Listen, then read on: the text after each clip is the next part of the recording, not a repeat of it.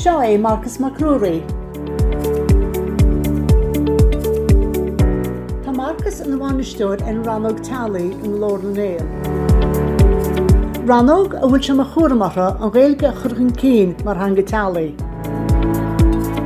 Fáilte romh go cnoific Glór na nGael rath carn na mí. Tá muid an seo nniu lenar saibhreas nua, Teanga Tí, fógairt a cheoladh. sé Glór na nGael in ceann agus náisiúnta tá freagra gas churchann cin na Gaeilge mar Teanga Tí. Agus gan áras is é an teaghlach Creideann nó anait is tábhachtaí le saibhreas na Gaeilge cinntítear na glúinte a tairbhe. Bíonn muideanna chur comhairle fáil cheoladh agus ag tuairt tacaíocht dúfa tríd líonraí agrú timpeall na tíre. Agus is cúis bródún go an saibhreas nua seo a cheoladh agin Teanga Tí fógairt. An seo bei neart ábhar úsáideach, ábhar tacaíochta, comhairle, foilseáin, teacht ar nuachleitiúir cocaisiúil agus ólas faoine imeachtaí a bheith an agrúgin an machchan seo. Gan áras bei sé ina éis luachúir don heismirí sin a bhaintí úsáideas. Báil am inis rint rudaí faoin saobh a heispintíomh. Ag an réichlár ag an bar feicimiid ábhar tacaíochta, comhairle, foilseáin, ólas faoin na scim na tacaíochta deartha tar fáil agin agus na imeachtaí. Ma héimiid isteach faoi ábhar tacaíochta feici sibh tar réichlár sin cruthaitheach, cocaracht, puzzle agus clicí scialtaí. Tá réimse leathan ábhar ar fáil go dteach le teismirí úsáid le céidiú leis na páistí, timpeall Gaeilge a cruthú agus a bhuanú sa bhaile. Faoi cruthaitheacht, tá annachcéid stuff alíonta agus stuff cardaíochta go dteachú a dhéanú leis na páistí. Agus tugamm cuirídaomh cuirte chur an saobh agus bíag ag surfaí le fríd go bheici sibh a méid domna natá ann.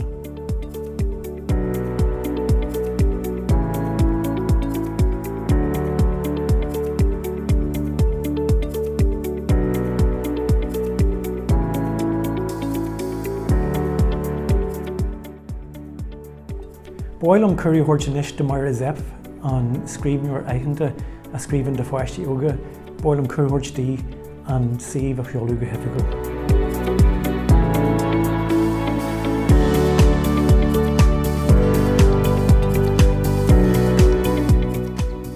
Séhar maithe a chairde. Mairead sepp úidir de fáistí an seo, agus tá mé milteach sásta gur ar Glór na nGael orm an saobh idirlín uair nua Teanga Tí fógairt a cheoladh go hoifigiúil inniu. Tá an saobh seo ina siúd iomlán. Tá gachrad an, ceardaíocht, cocaracht, cluichí, scíalaíocht, rannta agus órainn, agus iad a le curtha a láthair go splóideach agus go tarintúildaing. Ní bheith leiscail ar bí amach seo a gine teismothirí, agus ní bheith ladran aring ach airad. Is ceann lomsa go mbeidh, nuair bhí mé haon ag fás a níos, a dteaghlach Gaeilge sna 6 chundaí, sna 7 agus na 8. Mar ní raibh mór an ábhar Gaeilge agine ag an am sin. Bhí me heismothirí haon gréithe mar aistríothirí leabhar, mar commodóirí, cluichí, agus mar bhailíothirí rannta agus órainn go mbeidh. Bhí orthu gachrad a dhéanamh iad haon. Agus an foclaíocht, bhí sin na rud mór, bhí réimse folklór a gin sa chistín, agus bhí muid a gcónaí a gcarcasteán tú le foclaí a éil an gáidireacht, an cocaracht, an ceardaíocht, agus na rudí éagsúil sin le bhís an agus muid le páistí beige. Nuair bhí má páistí haon óg, bhí rudí caidmhaid níos fearr. Bhí réimse iontach a gin de glú nascanna agus leabhar, rudí deartha agus pobl na Gaeilge tá síthe ar lína a stoithe chun mbeidh rud a bhí ionta tábhachta. Ach seo anois an chéad céim eile. Ní amháin go bhfuil an saobh seo lean go bar le físeáin agus smaointí agus gach cineal achain faoin spéir. An páistí a chuineáil gréithe agus Gaeilge. Ach ní amháin sin ach tá comhairle ar fáil fásta. Tá freagraí ar céisteanna beag agus mór a bhés agin gach le amar heismothirí. So leithéidí sláinte, féinmhainning, Rudí cosla golarás ag obair ané tréimh sin mairetheis, agus a ghaoine cosalomsa tá dé go ré acu cursaí na main socialta agus sábhailteachtar lína agus rudí mar sin fásta. So gan iris, tá an saoú seo níos mó cosla anad pobl chuirmhainn a rud a bíala, atá an sin le teismothirí ar fud na tíre an ascaí le chéile agus cumáile sin takeúlann. So gan iris tá écht deanta ag glór na nGael leis an saoú seo. Agus tá agam sa go mé meise ag baint an úsáid sult agus tairbhe as sna blianta Mac Ruairí agus tá mé cinse go mé sibh sin mar a ggéarna.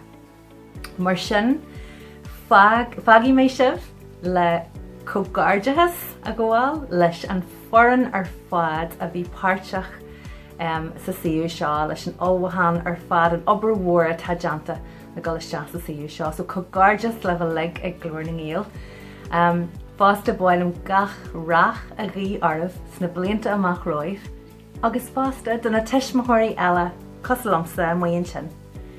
Deanagaí Teanga Tí mar chuid den gréasáin teaghlaigh atá agus Seoladh, agus ar nói scapagaí an scéal a máscúir gairde.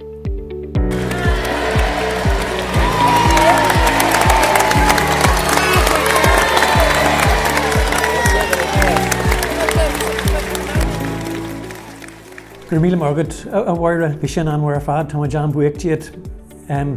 Tá Teanga Tí a orbairteagainn a ríthe ama bé sé ag fuas agus bé muid chur leis agus tugamid curú díobhsa a theismothirí agus a bhhaistí má tá smuointe agah na moltaí agah donsaíh bégaí a deaghúlann agus feiciimiid caras feidirlinn a dhéanú leis na moltaí sin éarú. Tásúil agam go mbuinfidh sibh soltas agus go mbeidh sé éasúil daobh, so bégaí ag surfáid gur míle mágah.